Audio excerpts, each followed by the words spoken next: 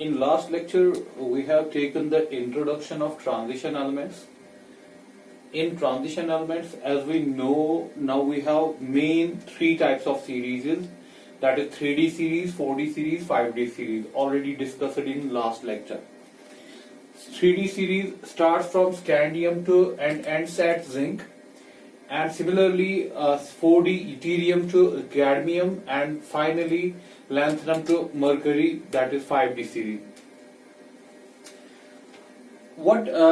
Now we are going towards the another part, that is the physical properties. Last lecture में जो हमने देखा, that is regarding the electronic configuration, और किस जो ट्रांजिशन मेटल्स की डेफिनेशन है, किनको हम ट्रांजिशन मेटल्स कहते हैं, वो हमने देखा था. Now we have to full fledged focus on physical properties of these transition elements. सबसे पहले हम जो देखने जा रहे हैं फिजिकल प्रॉपर्टी में, first point, that is the metallic property. Metallic property, अगर मेटालिक प्रॉपर्टी की बात करें, they are good metals. That means जैसे मेटल्स की अपनी प्रॉपर्टी होती है, वैसे ट्रांजिशन एलिमेंट्स की भी प्रॉपर्टीज हैं. दैट मीन्स हम ऐसे नोट करेंगे इसमें, फर्स्ट पॉइंट इस मेटालिक प्रॉपर्टी का, transition elements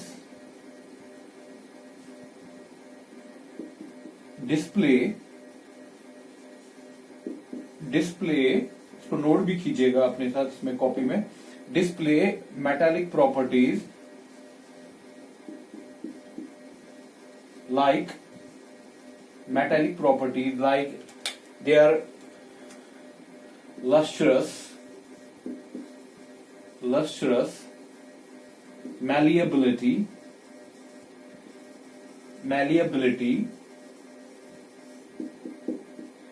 heat and electrical conductance, that means thermal and electrical conductance, ETC. That mean जो मेटल्स की प्रॉपर्टीज होती हैं वो इनमें भी है. Transition elements display metallic property, lustrous होना, हीट और इलेक्ट्रिकल प्रॉपर्टी, कंडक्टेंस का दिखाना, मैलिएबिलिटी दिखाना, वो सारी प्रॉपर्टीज इनमें है जो आपके पास ट्रांजिशन एलिमेंट्स हमारे पास हैं. हाँ, कुछ एक्सेप्शंस हैं, एक्सेप्ट जिंक, कैडमियम, मरकरी, जो आपको मैंने पहले ही कहा है कि वो transition elements typical transition elements नहीं है. Zinc, cadmium, mercury typical transition elements नहीं है, क्योंकि इनका जो हमने लास्ट लेक्चर में डेफिनेशन देखी ट्रांजिशन एलिमेंट्स की, उन पे ये खरे नहीं उतरते हैं. दैट मीन उस डेफिनेशन में ये फिट नहीं होते हैं. कौन? Zinc, cadmium, mercury. तो इनकी प्रॉपर्टीज कुछ अलग है एज कंपेयर टू दिस. आपको पता ही होगा, mercury acts as a liquid ये एक्ट करता है, बाकी कोई इसमें लिक्विड है नहीं. तो बाकी जो है प्रॉपर्टीज उनकी है, मेटालिक प्रॉपर्टीज है, कुछ को छोड़ के, जैसे जिंक, कैडमियम, मरकरी को छोड़ के बाकी सब बहुत ही अच्छी मेटालिक प्रॉपर्टीज दिखाते हैं. This is the point number first, इसको आप नोट करके रखिएगा. तो यहां पर मैं जिंक, कैडमियम, मरकरी को छोड़ रहा हूं, except this does not show so much metallic properties except these. ये हो गया मेटालिक प्रॉपर्टी का पहला point. Second one, these elements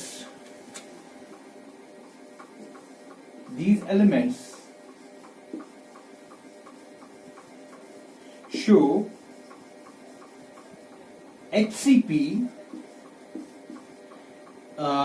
CCP or BCC type of structures.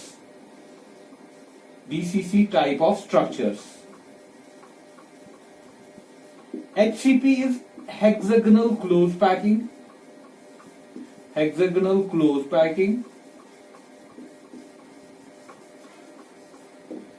CCP cubic close packing,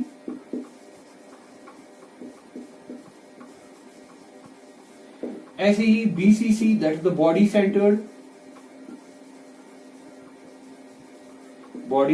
cubic packing. ये जो फॉर एग्जांपल आपके पास scandium है, titanium है, वेनेडियम है, क्रोमियम है, दे आर सॉलिड्स. सॉलिड्स, जब कोई सॉलिड बनता है तो उसका एक अपना अरेंजमेंट रहता है. उसी अरेंजमेंट का कुछ नाम देते हैं हम 3 डायमेंशंस में। ऑब्वियसली जिनको मैंने सॉलिड्स पढ़ाया हुआ है उनको तो ये टर्म्स पहले ही मालूम होंगी, बट कीपिंग इन व्यू के आधे लोगों ने नहीं पढ़ा होगा इसके बारे में अभी, HCP, CCP, BCC, they can write now उनको बस इसको याद रखना है कि एचसीपी क्या होता है, हेक्सागोनल क्लोज पैकिंग, सीसीपी होता है क्यूबिक क्लोज पैकिंग, बीसीसी होता है बॉडी सेंटर्ड पैकिंग। जब वो हम सॉलिड्स में जाएंगे तो वहां पर हम इनको अलग अलग देख के इनके पूरे स्ट्रक्चर्स हमें देखने हैं। तो यहाँ पर ये पॉइंट है हमारे लिए नोट करने के लिए कि बेटा ये जो आपके पास ट्रांजिशन एलिमेंट्स हैं they are solids, most of that mean सारे के सारे लगभग सॉलिड है सिर्फ मरकरी को छोड़ के, और इनके जो स्ट्रक्चर्स देखे गए हैं उन स्ट्रक्चर्स की ज्योमेट्री जो है 3D में, 3 डायमेंशनल में इनकी जो पैकिंग है ये कैसे अरेंज किए गए हैं, या तो हेक्सागोनल क्लोज पैकिंग में है, या तो क्यूबिक क्लोज पैकिंग में है, या तो बॉडी सेंटर्ड क्यूबिक पैकिंग में है। तो ये पैकिंग ये लेते हैं। तो आप फिलहाल इन टर्म्स को याद रखिएगा, HCP, CCP and BCC. Obviously जिन लोगों ने सॉलिड्स पढ़ा होगा उनको तो एक टर्म सारी पता है। ये तो हो गया दूसरा पॉइंट मेटालिक प्रॉपर्टी में। थर्ड वन, तीसरा point, the transition metals, the transition elements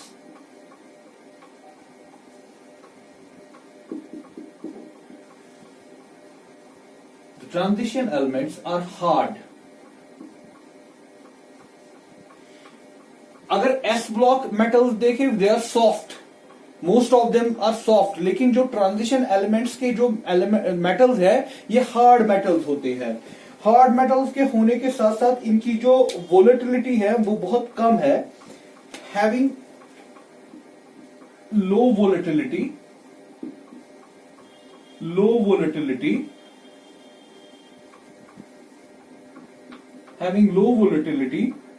and high enthalpy of atomization.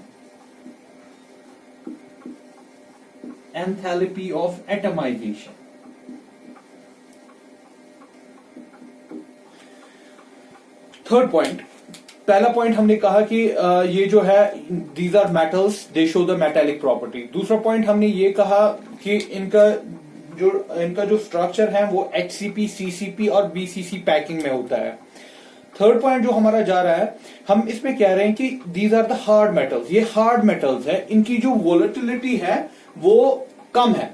Volatile, देखिए अब ये डिस्कशन का पॉइंट बन जाएगा ये थर्ड। पहले दो पॉइंट तो सीधे है कि हम जानते हैं कि मेटालिक प्रॉपर्टीज क्या होती है। एचसी, जिन लोगों ने सॉलिड्स पढ़ा होगा उनको पता है एचसीपी, बीसीसी, सीसीपी क्या होता है ना। यहां पर मेन जो पॉइंट है ना ये थर्ड वाला है, the transition elements are hard. सबसे पहले ये हार्ड है, इनकी वोलेटिलिटी कम है। वोलेटिलिटी होता है escaping tendency, that means obviously जो चीज हार्ड हो, हार्ड क्या होता है, हार्ड का मतलब क्या है, दैट मीन इनके जो एटम्स है ना वो टाइटली बाउंड है। जब टाइटली कोई चीज बाउंड हो तो उसके वेपर्स बनना मुश्किल होता है, दैट मीन इसकी वोलेटिलिटी जो है ना वो कम है। वोलेटिलिटी होता है वेपर बनना। वेपर बनना जब कोई हाईली वोलेटाइल होगा दैट मीन वो ज्यादा बाहर निकलने की कोशिश करेगा, लेकिन इनकी वोलेटिलिटी क्या है, कम है। इनकी एंथैल्पी ऑफ एटमाइजेशन जो है वो हाई है। अब इस पॉइंट को डिस्कस पे ले जाते हैं, डिस्कशन इसका देखते हैं कि ये जो तीसरा पॉइंट हमने देखा। चलिए हम कोई मेटल लेते हैं इसमें, चलिए मैं कोई सा भी इसमें से मेटल उठा के ले रहा हूं, मैं ले रहा हूं क्रोमियम। अगर आप क्रोमियम का एक पीस लेंगे, क्रोमियम मेटल, आपने कुछ एक सॉलिड पार्ट लिया क्रोमियम का, वो किसका बना होगा, क्रोमियम एटम्स का। गुड, उसमें हर जगह पे क्रोमियम के एटम्स होंगे। ये जो क्रोमियम के एटम्स हैं इनमें कोई बॉन्डिंग होगी, obviously they are metal, so there is a metallic bond in between these chromium. ये हम solid piece of a chromium ले रहे हैं, ठीक है बेटा। इसमें क्रोमियम के एटम्स हैं, क्रोमियम के एटम्स में क्या होगा, मेटालिक बॉन्ड होगा। चलिए ये मैं दिखा रहा हूं, इनके बीच में मेटालिक बॉन्ड है, ये आपस में जो जुड़े हैं मेटालिक बॉन्ड की वजह से जुड़े हैं। अब जितनी बॉन्डिंग स्ट्रांग होगी उतना क्या होगा, मेटल हार्ड होगा, उतनी उसकी क्या होगी, वोलेटिलिटी उसकी ज्यादा कम होगी, क्योंकि ये रहना चाहेगा in the form of A solid. अगर बॉन्ड वीक होता तो ये निकल जाता in the form of vapour, तब इसकी वोलेटिलिटी हाई होती। लेकिन हम यहां पर क्या कह रहे हैं कि इनकी जो वोलेटिलिटी है वो कम है। इसका मतलब है कि ये जो है इनकी बॉन्डिंग जो है वो स्ट्रांग है, और बॉन्डिंग के साथ साथ दैट मीन इनका जो एंथैल्पी ऑफ एटमाइजेशन है वो बहुत ही हाई है। ऑब्वियसली एंथैल्पी ऑफ एटमाइजेशन क्या हो गया? एंथैल्पी ऑफ एटमाइजेशन हो गया कि अगर आप इस क्रोमियम को तोड़ोगे, यू गिव एनर्जी, एनर्जी देके आप क्या बना रहे हो? आप क्रोमियम गैस बना रहे हो, एटम्स में कन्वर्ट कर रहे हो आप क्रोमियम के अलग अलग, जहां पर कोई बॉन्डिंग नहीं है, in the form of atoms. Here the chromium is in the form of atoms. Here the chromium is a solid. आपको इसमें एनर्जी लगी इसको कन्वर्ट करने के लिए। That energy is known as enthalpy of atomization. उसको क्या बोलोगे? Enthalpy of atomization. किसी चीज को उसको कन्वर्ट करने में कितनी एनर्जी लगी, उसको उस चीज को अपने एटम्स में कन्वर्ट करने के लिए कितनी एनर्जी लगी, that is enthalpy of atomization. तो यहां पर पॉइंट है ट्रांजिशन मेटल्स आर हार्ड, इसका मतलब हो गया कि इनके बॉन्ड जो आपस में होंगे ना एटम्स के, वो स्ट्रांग होंगे। उसकी वजह से क्या है? वोलेटिलिटी कम है, इनकी वोलेटिलिटी कम है, दैट मीन एस्केपिंग टेंडेंसी ज्यादा नहीं है। और साथ ही में इनकी जो एंथैल्पी ऑफ एटमाइजेशन है, एंथैल्पी ऑफ एटमाइजेशन क्या होता है? Energy required to convert 1 mole of a substance into atoms. अगर ये 1 मोल ऑफ सबस्टेंस है, इनको कन्वर्ट करने, एटम्स में कन्वर्ट करने में, एटम्स में जब ये जाएंगे ना, दे आर इन गैस, ये अलग अलग होंगे, इनके बीच में कोई बॉन्ड नहीं होगा, तो उसमें एनर्जी कितनी चाहिए? That is known as enthalpy of atomization. Obviously अगर बॉन्डिंग स्ट्रांग है तो इनकी एंथैल्पी ऑफ एटमाइजेशन हाई है। तो ये सारी चीजें दिखाता है, ये जो सारे पॉइंट्स हैं, hard, low volatility, high enthalpy of atomization, तो ये सारी चीजें ये दिखा रही है कि इनका जो बॉन्ड है ना वो स्ट्रांग है। As compare to the S block में जो मेटल्स हैं उनके बॉन्ड उतने स्ट्रांग नहीं है जितने इनके बॉन्ड स्ट्रांग है। उसके पीछे क्या वजह है वो तो हम देखेंगे ही देखेंगे। यहां पर जरा नजर डाल दीजिए, ये मैंने लिखा, एक कर्व बनाया है delta H, this is pasted from your text book. Delta H यहां पर मैं ले रहा हूं। डेल्टा एच होता है एंथैल्पी ऑफ एटमाइजेशन, जिसकी मैं आपको डेफिनेशन दे चुका हूं। किसमें लिया है? किलो जूल पर मोल, और यहां पर एटॉमिक नंबर।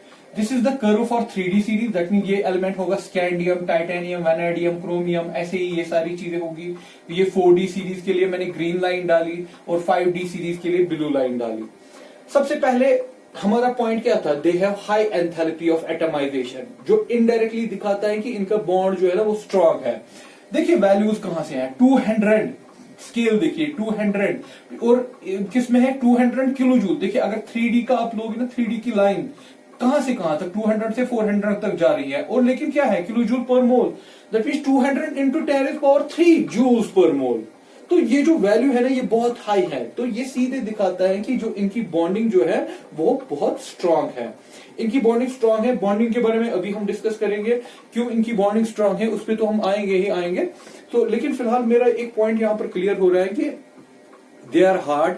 अगर हमें पॉइंट जा रहा है कि ये हार्ड है, इनकी वोलेटिलिटी कम है, इनकी एटमाइजेशन हाई है, एंथैल्पी ऑफ एटमाइजेशन हाई है। इस सब कहने का मतलब क्या है? इस सब का कहने का मतलब है कि इनकी जो बॉन्डिंग है बहुत स्ट्रांग है। ये हो गया हमारा थर्ड पॉइंट। इस पे हम हार्डनेस पे हमने दे दिया। नाउ अगर इसी एंथैल्पी ऑफ एटमाइजेशन जो यहां पर कर्व है, इसको ही थोड़ा सा हम आगे ले ले।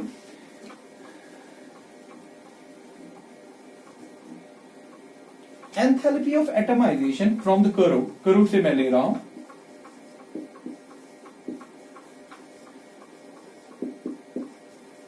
एंथैल्पी ऑफ एटमाइजेशन 5D की ज्यादा है as compare to the 4D, as compare to the 3D from graph. ये हम ग्राफ से देख रहे हैं। फ्रॉम ग्राफ 3D नीचे, उसके बाद 4D, उसके बाद 5D। तो इससे हम ऑर्डर बना सकते हैं ना, 5D की एटमाइजेशन ज्यादा है। दैट मीन इसका कहने का मतलब है ना कि 5D के जो बॉन्ड्स हैं वो ज्यादा अच्छे बनते हैं एज कंपेयर टू 3D। जो इसका रीजन जाता है उसको हम बोलते हैं एट्रीब्यूटेड हो गया रीजन इसका, due to the frequent metal bond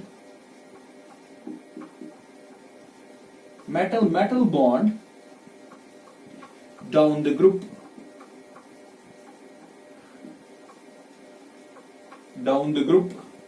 5D 4D 3D। That mean अगर हम 3D से स्टार्ट करें तो हमारे पास 3D है, उसके बाद 4D, उसके बाद 5D। जितना आप नीचे जाते हो ना, हम देखते हैं कि मेटल बॉन्ड उतना अच्छे से बनता है और फ्रीक्वेंटली बनता है विदाउट एनी प्रॉब्लम। ये मेटेलिक बॉन्ड बनता है। तो इसका रीजन भी हम यही दे रहे हैं कि जितना हम नीचे डाउन द ग्रुप जाएंगे उतना बॉन्ड, मेटेलिक बॉन्ड जो है ना, उतना अच्छे से बन पाएगा। तो आपका एंथैल्पी ऑफ एटमाइजेशन ज्यादा कहां पर होगा, 5D में, और कम कहां पर होगा, 3D में। ओवरऑल इन सब का हाई है, लेकिन फिर अगर आप इनमें भी देखना चाहते हो कि ऑर्डर सबसे ज्यादा किसका है, 5D का ज्यादा है। रीजन क्या दिया आपने कि 5D सीरीज में आप देखते हो कि मेटेलिक बॉन्ड बनना बहुत आसान, that mean frequently metal bond बनता है as compare to the 3D। So this is all about the metallic property. तो यहां पर हम कंक्लूड कर रहे हैं कि मेटेलिक प्रॉपर्टी में हमने क्या देखा। सबसे पहले, transition elements are good metals, they show properties, lustrous property, lustrous thermal and electrical conductance, malleability, जैसे मेटल्स में होता है। नेक्स्ट पॉइंट हमने क्या डिस्कस किया, कि इनके जो स्ट्रक्चर्स हैं, जब ये सॉलिड में रहेंगे ना, obviously they exist in solid form, इनका HCP, BCC, CCP type of structure रहता है। थर्ड, इनकी ये हार्ड है, ये इनकी वोलेटिलिटी कम है, इनकी एंथैल्पी ऑफ एटमाइजेशन हाई है। ये सारा कुछ दिखाता है कि इनकी जो बॉन्डिंग है ना, वो बहुत अच्छी है।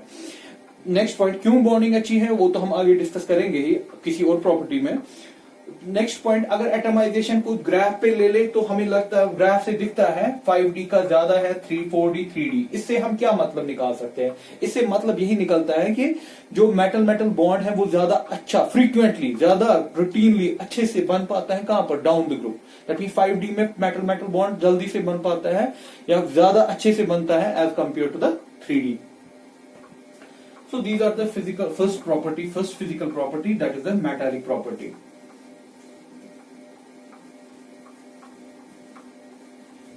Now we will go towards the another part, second property, melting and boiling point.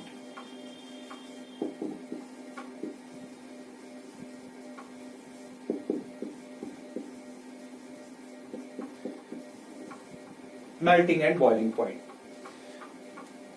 Before starting this property, देखिए मैं फिर से आपको कह दूं, किसी चीज को मेल्ट करना, अगर आपके पास कोई सबस्टेंस है, आपने ये लिया, ये कोई सबस्टेंस है, इसमें इसके ये एटम्स हैं, आप इसको मेल्ट करना चाहते हो या आप इसको बॉइल, अगर ये लिक्विड में है तो आप बॉइल करोगे, अगर ये सॉलिड में है तो आप मेल्ट करोगे। अगर आपको इसको मेल्ट करना है, मेल्ट करने का मतलब क्या होता है कि इन दो एटम्स को दूर दूर ले जाना है, यही होता है ना, मतलब जो इसके एटम्स हैं उनको दूर दूर कर रहा है। दूर कैसे करोगे, आप हीट दोगे। अब जितनी इनमें बॉन्डिंग स्ट्रांग होगी उतना इसका मेल्टिंग पॉइंट या बॉइलिंग पॉइंट हाई होगा। अगर बॉन्डिंग वीक होगी तो उतना मेल्ट करना या बॉइल करना इसको आसान है, तो मेल्टिंग और बॉइलिंग पॉइंट कम होगा। तो इनडायरेक्टली ये तो वही प्रॉपर्टी पे हम जा रहे हैं, फिर से एंथैल्पी ऑफ एटमाइजेशन जो इससे पहले पढ़ा। दैट मीन अगर आप मेल्टिंग और बॉइलिंग पॉइंट को देखोगे तो आप एक्चुअली बॉन्डिंग को ही देखोगे। अगर melting point boiling point high है, मेल्टिंग और बॉइलिंग पॉइंट हाई है, तो इनमें बॉन्ड स्ट्रांग होगा, जिसकी वजह से मेल्टिंग और बॉइलिंग पॉइंट हाई हो जाएगा। तो इस चीज को नजर में रखिएगा जब हम मेल्टिंग और बॉइलिंग पॉइंट डिस्कस करेंगे। So we should need to understand the bonding को ही समझना है फिर से। चलिए हम पहला पॉइंट इसमें देखेंगे जो आपका मेल्टिंग और बॉइलिंग पॉइंट का है। सबसे पहला पॉइंट इसमें मैं डाल रहा हूं, melting point and boiling point of D block elements is greater than S block। S block में भी मेटल्स हैं, D ब्लॉक में भी मेटल्स हैं, लेकिन इनका जो मेल्टिंग और बॉइलिंग पॉइंट है वो ज्यादा है। Stronger metallic bond, reason is strong metallic bond. इनका जो बॉन्ड बनता है वो स्ट्रॉन्ग होता है as compare to the S block elements. इनकी जो बॉन्डिंग है वो स्ट्रॉन्ग है as compare to the S block elements, इसलिए हम कहते हैं कि इनका जो मेल्टिंग और बॉइलिंग पॉइंट है वो हाई है। ये तो पहला हो गया। चलिए दूसरा पॉइंट हम देखना चाहते हैं मेल्टिंग और बॉइलिंग पॉइंट के बारे में।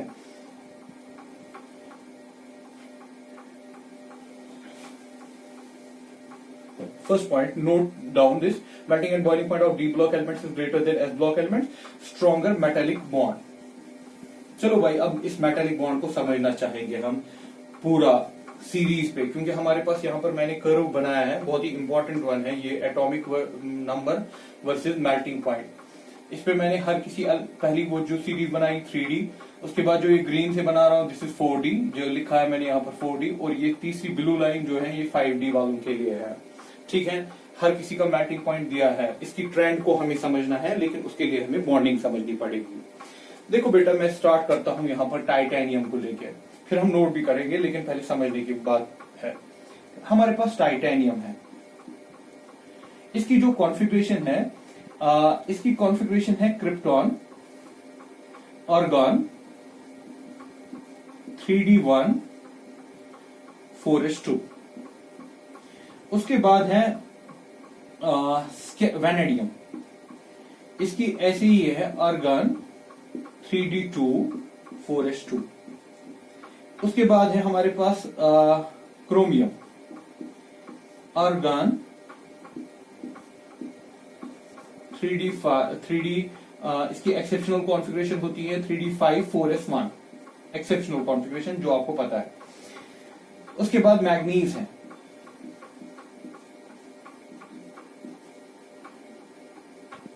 3D5, 4s2। इसको मैं नोट करके रखता हूं, this is exceptional configuration in chromium. उसके बाद हमारे पास आयरन है, आर्गन, 3D6, 4s2।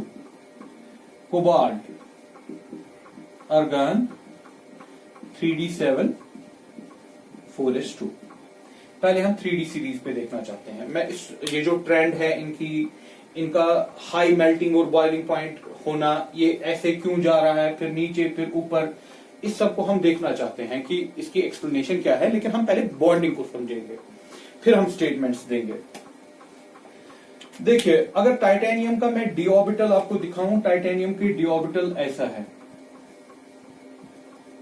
चलिए यहां पर बनाता हूं मैं टाइटेनियम,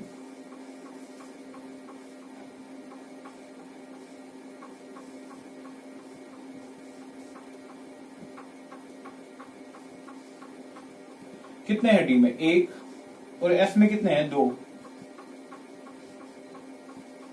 3D, 4s। ठीक है बेटा, ये टाइटेनियम का हाल है, इसमें 3D में 1 है, 4s में 2 है। अब जो बॉन्ड बनता है ना, दैट मीन जब टाइटेनियम के साथ बॉन्ड बनाएगा, वो किसकी वजह से बनाएगा, वो अनपेयर्ड इलेक्ट्रॉन की वजह से बनाता है। अनपेयर्ड इलेक्ट्रॉन इन्वॉल्व हो जाता है बॉन्डिंग में, वो हम जानते हैं, वैलेंस बॉन्ड थ्योरी सब कुछ वही कहता है कि आपके पास जो अनपेयर्ड इलेक्ट्रॉन है ये इन्वॉल्व होगा बॉन्डिंग में।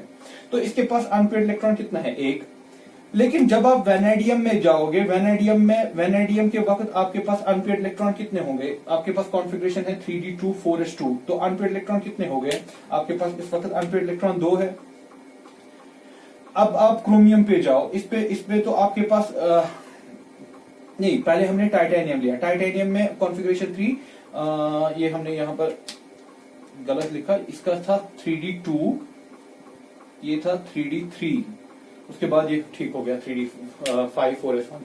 इसमें पहले वाले में टाइटेनियम में 2 थे, टाइटेनियम के वक्त 2 थे डी में, तो इनकी जो अनपेयर्ड इलेक्ट्रॉन है इनकी वजह से बॉन्डिंग थी।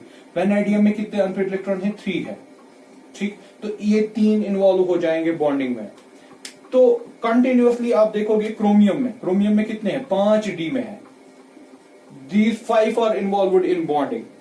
तो ऑब्वियसली जब आप एस ब्लॉक और पी ब्लॉक में देखते हो, वहां पर भी एस ब्लॉक में तो 1 इलेक्ट्रॉन इन्वॉल्व होता है बॉन्डिंग में, और पी ब्लॉक जो एस ब्लॉक का अल्कली मेटल है, अल्कली मेटल्स में 1 इलेक्ट्रॉन होता है, और अल्कलाइन अर्थ मेटल में 2 इलेक्ट्रॉन इन्वॉल्व होते हैं बॉन्डिंग में। लेकिन यहां पर आप देखिए कंटिन्यूअसली नंबर ऑफ इलेक्ट्रॉन्स बढ़ रहा है, तो यहां पर ज्यादा इलेक्ट्रॉन्स इन्वॉल्व हो रहे हैं बॉन्डिंग में as compare to the S block elements. तो इसकी वजह से हम ओवरऑल जनरल में कहते हैं, जनरल में हाँ हो सकता है किसी का यहाँ पर कम हो एज कंपेयर टू दैट, लेकिन जनरल में हम कहते हैं कि इनका जो मेल्टिंग और बॉइलिंग पॉइंट है वो हाई है as compare to the S block. There are exceptions but general trend is that the melting and boiling point is high as compared to that of the s block elements. Reason क्या जाएगा अब? Because there are more number of unpaired electrons in d orbital which are involved in bonding. There are more number of unpaired electrons in d orbital. इनका d orbital खाली unpaired से भरा होता है जिसकी वजह से ये ज्यादा इन्वॉल्व होते हैं बॉन्डिंग में. इनके जो बॉन्ड्स बनाने की टेंडेंसी है वो ज्यादा है as compare to the s block elements. ये तो रीजन हो गया इसका. और दूसरी बात अब देखिए यहां पर 3D और 4s. अब हम ट्रेंड पे जाना चाहते हैं. सबसे पहले आपको क्या दिख रहा है यहां पर? टाइटेनियम, वैनेडियम, क्रोमियम, ठीक है, इंक्रीज हो रहा है. मेल्टिंग पॉइंट या मेल्टिंग पॉइंट पे देख रहे हो, इसका मेल्टिंग पॉइंट इंक्रीज हो रहा है. फिर क्रोमियम पे अचानक से डिप आ गया मैग्नीज. उसके बाद फिर से थोड़ा सा इंक्रीज है आयरन, लेकिन फिर डिक्रीज ही है. कोबाल्ट, निकल, कॉपर तक ये पूरा डिक्रीज दिख रहा है. तो अगर आपको जनरल में ट्रेंड में आपको ऐसे बताऊं कि अगर मैं ऐसे लिखूं क्या ये ठीक होगा? In 3D series, 3D transition elements या फर्स्ट ट्रांजिशन सीरीज जिसको आप कहते हो, the melting point increases first then decreases. General trend कहता हूं the melting point increases first then decreases, and manganese, जो मैग्नीज है, it shows exceptionally low melting point. General की जो ट्रेंड बैठेगी ना, जो मैं इसमें लास्ट में स्टेटमेंट डालूंगा, तो मैं ऐसे लिखूंगा ना, इन 3D series what happens? The melting point increases first, increases then decreases, and manganese shows exceptionally low. Manganese को यहां पर नहीं होना चाहिए लेकिन इसने एक्सेप्शनली कम दिखाया. लेकिन जनरल ट्रेंड क्या है? पहले इंक्रीज है फिर डिक्रीज है. अब जब जरा 4D सीरीज में देखिए, 4D में क्या हुआ? जिरकोनियम, नियोबियम, जिरकोनियम के बाद नियोबियम, उसके बाद मॉलिब्डेनम इंक्रीज हो गया, फिर जाके फिर से डिक्रीज है. लेकिन टेक्नीशियम शोज, जैसे यहां पर manganese shows abnormally low and technetium shows abnormally low. यहां पर 5D में तो ऐसा कुछ नहीं है. सीधे पहले increase hafnium, HF, टेंटैलम, TA, tungsten, W, tungsten increase हो रहा है, उसके बाद सीधे डिक्रीज हो रहा है. तो जनरल में मैं ये नहीं कह सकता कि भाई मेल्टिंग पॉइंट की ट्रेंड सब सीरीज में ऐसी है कि first increases then decreases. There are some exceptional behaviour in case of manganese and technetium. Manganese और टेक्नीशियम कुछ एक्सेप्शनल बिहेवियर दिखा रहा है. अब इसके रीजंस भी हैं, आपने, मैं लास्ट में नोट भी करवाऊंगा, लेकिन पहले इस पॉइंट पे पूरा फोकस कीजिएगा मैं क्या कह रहा हूं. In case of transition elements, in case of transition series, series मतलब आप ऐसे जा रहे हो, स्कैंडियम टू जिंक, ये जो यहां पर ये तो एक्सपेरिमेंटल में डाटा दिया है, आपकी टेक्स्ट बुक से मैंने लिया है ये. In general we can say that the melting point increases first then decreases. Series में क्या हो गया? पहले इंक्रीज हो गया फिर डिक्रीज हो गया. हर किसी सीरीज में ऐसे ही हो रहा है. एंड ये साथ में कहेंगे मैग्नीशियम और टेक्नीशियम शोज एक्सेप्शनली एबनॉर्मली लो मेल्टिंग पॉइंट. अब इसका रीजन ढूंढते हैं. हम फिर से स्टार्ट करेंगे. जैसे मैंने कहा, हम यहां पर ये जो एक्सपेरिमेंट है ये टाइटेनियम से स्टार्ट हो गया, तो मैं भी टाइटेनियम से ही एक्सप्लेन कर रहा हूं. Otherwise we know that we have to start from the scandium. लेकिन एक्सपेरिमेंटल डाटा जो हमारे पास मौजूद है वो टाइटेनियम से है. जो हमारे पास ये टाइटेनियम है, इसका डी में कितने हैं? इसके डी में 2 है. और एस में कितने हैं? ये मैं इन सब का डी बना रहा हूं, ये एस है. इसके डी में, एस में 2 है और डी में 2 है. ठीक. बॉन्डिंग, जो बॉन्डिंग होगी वो किन इलेक्ट्रॉन्स की वजह से होगी? अनपेयर्ड इलेक्ट्रॉन्स की वजह से. चलिए ठीक, तो इसमें 2 अनपेयर्ड इलेक्ट्रॉन्स है, तो बॉन्ड. अब अगर वैनेडियम की बात करें, वैनेडियम में कितने अनपेयर्ड इलेक्ट्रॉन है? 3. एस में तो 2 है, लेकिन डी में कितने हैं? 3. ठीक है ना. तो इसकी बॉन्डिंग इससे ज्यादा स्ट्रॉन्ग होगी और मेल्टिंग और बॉइलिंग पॉइंट इंक्रीज होगा. अब क्रोमियम की बात करें, क्रोमियम की बात करें, इसमें 5 है, तो 5 अनपेयर्ड इलेक्ट्रॉन बॉन्ड बना रहे हैं. ठीक है. उसके बाद मैग्नीज की बात करें, लेकिन मैग्नीज यहां एक्सेप्शनली लो दिखाता है, जबकि मैग्नीज में भी 5 अनपेयर्ड इलेक्ट्रॉन है. क्रोमियम में क्या होता है? 3d5 4s1. पूरा नजर रखिएगा.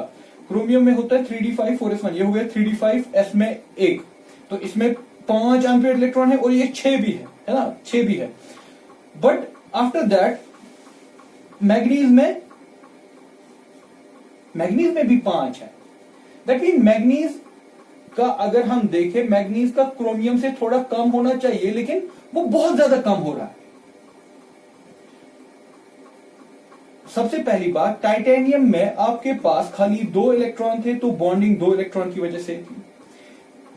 वेनेडियम में 3 इलेक्ट्रॉन थे, तो 3 इलेक्ट्रॉन की वजह से बॉन्डिंग थी, तो बॉन्ड ज्यादा स्ट्रांग हो गया, तो ये बढ़ गया, मेल्टिंग पॉइंट बढ़ गया। क्रोमियम में क्या हो गया, एक्सेप्शनली इसने ऐसे दिखाया, 5 डी में और एस में 1, सब अनपेयर्ड है, तो इसका तो मेल्टिंग पॉइंट हाई होना चाहिए, तो हो गया हाई। ठीक है बेटा। अब उसके बाद मैग्नीज में क्या है, एस में 2 है, अब इसके पास 5 ही अनपेयर्ड इलेक्ट्रॉन है डी में। दैट मीन्स क्रोमियम से थोड़ा कम होना चाहिए, लेकिन यहां पर बहुत कम हो गया। उसके लिए हम अलग रीजन देंगे। फिलहाल मैं थोड़ी देर के लिए मैग्नीज जैसे है ही नहीं, मैं मैग्नीज की बात ही नहीं कर रहा, मैं क्रोमियम के बाद सीधे आयरन की बात करूंगा। आयरन में कॉन्फ़िगरेशन क्या है, 3d6 4s2। अनपेयर्ड इलेक्ट्रॉन कितना है बेटा, 4 अनपेयर्ड इलेक्ट्रॉन है ना, 4 अनपेयर्ड इलेक्ट्रॉन है, तो बॉन्डिंग क्रोमियम से कम होगी। क्रोमियम में कितने थे, 6, और इसमें कितने हैं, आयरन में इस वक्त 4 ही अनपेयर्ड इलेक्ट्रॉन, तो बॉन्डिंग जितने अनपेयर्ड इलेक्ट्रॉन कम हो गए तो उतना बॉन्डिंग कमजोर हो जाएगा। उसके बाद कोबाल्ट में 3d7 ऐसे है, तो 3 ही अनपेयर्ड इलेक्ट्रॉन है। निकल तो ठीक है ना। उसके बाद पेयरिंग हो रही है, जब पेयरिंग होगी तो ऑब्वियसली बॉन्डिंग कम हो जाएगी, तो मेल्टिंग पॉइंट और बॉइलिंग पॉइंट कम होना है। तो जनरल में जो हमने स्टेटमेंट दिया, हमने कहा कि when we go across the series, first melting point increases. क्यों, number of unpaired electron increases. Afterwards melting point decreases. Why, because the number of unpaired electron decrease, क्योंकि पेयरिंग हो रही है ना उसके बाद। हाँ, आप कह सकते हो यहां पर exceptionally manganese shows low melting point. ठीक है, और यहां पर भी ऐसे ही, यहां पर टेक्नीशियम, और यहां पर कोई एक्सेप्शन 5D में है नहीं। मैग्नीज और टेक्नीशियम एक्सेप्शनली लो दिखाता है, लेकिन जनरल ट्रेंड तो हमें समझ आ गई कि on the basis of unpaired electron हम इसको एक्सप्लेन कर सकते हैं। अब इसको नोट कीजिए, इस पॉइंट को जो हमने ये लिया,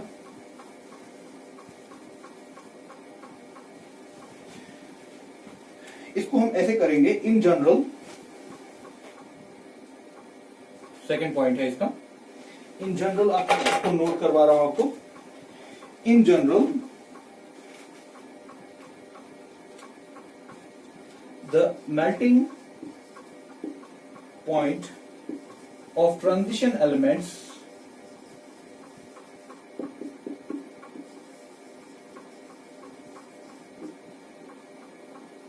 rises to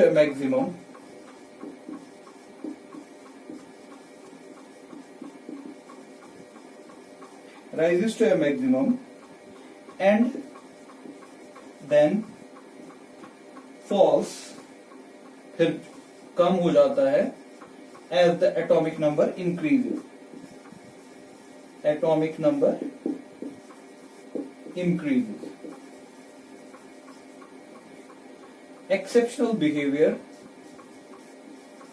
exceptionally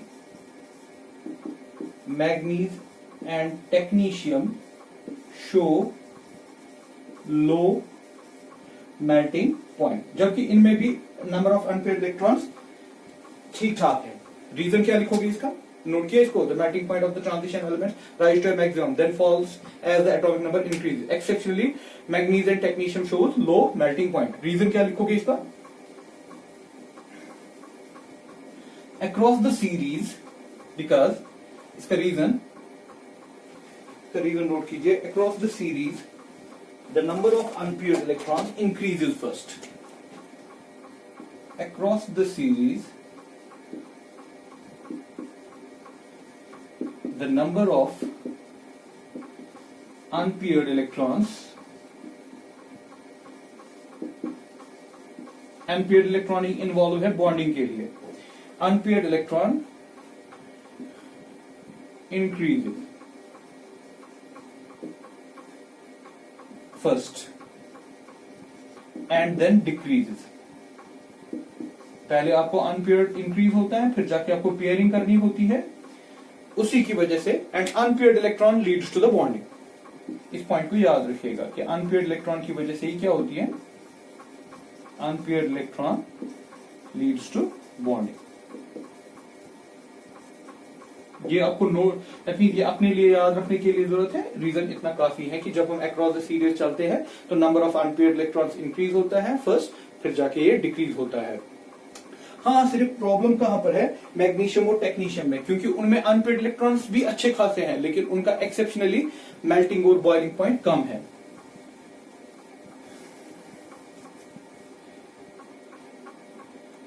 मैग्नीज और टेक्नीशियम, कुछ रेफरेंसेस है जिसमें यह कहा गया है कि मैग्नीज क्यों दिखाता है ये कम मेल्टिंग और बॉइलिंग पॉइंट। इसकी जो कॉन्फ़िगरेशन है ना, दैट इज 3d5 4s2। इसका D में जो 5 है, it is half filled and is extra stable. कुछ books, although it is not कि ये प्रॉपर इसकी एक्सप्लेनेशन है, कुछ बुक्स इसकी ये possible, may be a possible reason, not actual reason, it is not proved, क्योंकि इसके बहुत सारे आर्ग्यूमेंट्स उठ सकते हैं इस स्टेटमेंट के, लेकिन फिर भी आप नोट करके रखिएगा अपनी जगह कि मैग्नीज में 3d5 है और 4s2 है। भाई 3d5 4s2 का मतलब क्या है, यहां पर ये जो 3d5 है this is half filled configuration, और आपको हाफ फिल्ड मतलब होता है कि D में 5 है, ठीक है। जब D में 5 होते हैं दैट मीन या 5 या 10, this is extra stable. Extra stable की वजह से क्या होता है, ये अपने इलेक्ट्रॉन्स को अपने पास रखना चाहता है। अगर किसी को बॉन्ड बनाना है, बॉन्ड बनाने में उसको अपना इलेक्ट्रॉन डीलोकलाइज करना होता है। दैट मीन डीलोकलाइज मतलब कि जब किसी के साथ बॉन्ड बनाया जाता है वो इलेक्ट्रॉन फिर उसका अपना ही नहीं रहता है, वो दूसरे के पास भी चला जाता है, जो अब बॉन्डिंग का कॉन्सेप्ट आपके पास होगा।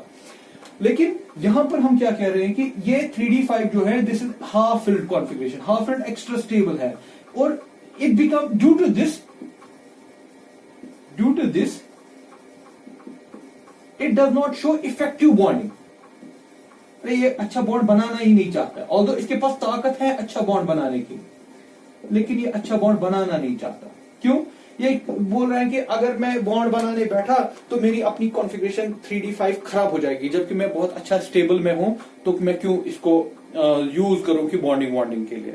जब बॉन्डिंग नहीं बनाई तो मेल्टिंग पॉइंट का क्या होना है, मेल्टिंग पॉइंट तो कम हो जाएगा। हाँ, यहां पर आर्ग्यूमेंट आ सकता है कि सर फिर अगर आप क्रोमियम में देखेंगे, क्रोमियम में 3d5 है, लेकिन बेटा याद रखना क्रोमियम में एक्चुअली ऐसे होता है 3d4 4s2 होता है, बट फिर क्या होता है कि इसको स्टेबल करने के लिए, अपने आप को स्टेबल करने के लिए, लेकिन एक्चुअल कॉन्फ़िगरेशन इसकी ये है, फिर लेकिन एबनॉर्मली ये अपने आप को फिट कर देता है ऐसे।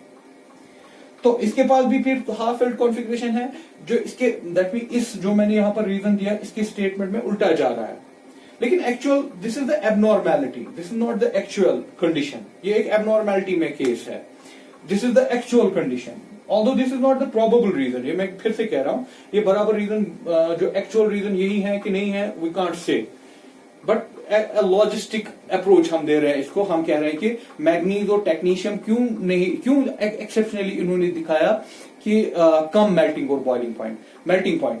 आप इसका प्रोबेबल वर्ड याद रखिएगा, प्रोबेबल रीजन आप कह सकते हो कि मैग्नीज और टेक्नीशियम जो है they are the half filled configuration and half filled configuration are the extra stable.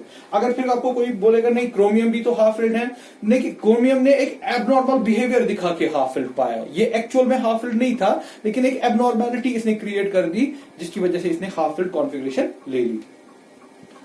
सो ये हो गया इस पॉइंट का मेन पॉइंट जो इसका है, जो इस ट्रेंड को एक्सप्लेन करता है। उसके बाद हम थर्ड ये भी देख सकते हैं, थर्ड पॉइंट इस मेल्टिंग और बॉइलिंग पॉइंट में आप जरा देख लीजिए, सबसे ज्यादा मेल्टिंग और बॉइलिंग पॉइंट कहां है, 5D में, उसके बाद 4D में, इसके बाद 3D में।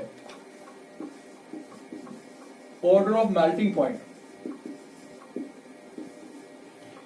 5D ज्यादा, 4D, उसके बाद 3D, ठीक है। ये तो हम इससे पहले जो मेटालिक कैरेक्टर हम पढ़ रहे थे उसमें भी हमने देखा, because more frequent, that mean जो नीचे बॉन्ड बनाने की टेंडेंसी हो वो ज्यादा अच्छी है, मोर frequent metal bonding down the group.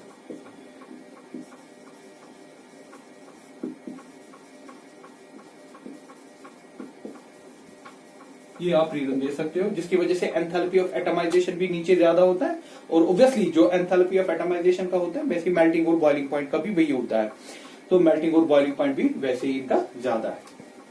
This is all about the melting और बॉइलिंग पॉइंट। सबसे कम जो है मेल्टिंग पॉइंट वो मरकरी का है, क्योंकि मरकरी तो एग्जिस्ट करता है लिक्विड में, और सबसे जो हाई है दैट इज टंगस्टन। सबसे कम जो मेल्टिंग पॉइंट याद रखिएगा, लेस पूरी इस सीरीज में less melting point is of mercury, highest melting point is of tungsten, W tungsten. Mercury का सबसे कम, मरकरी तो एग्जिस्ट करता ही है लिक्विड में। This is all about the melting and boiling point.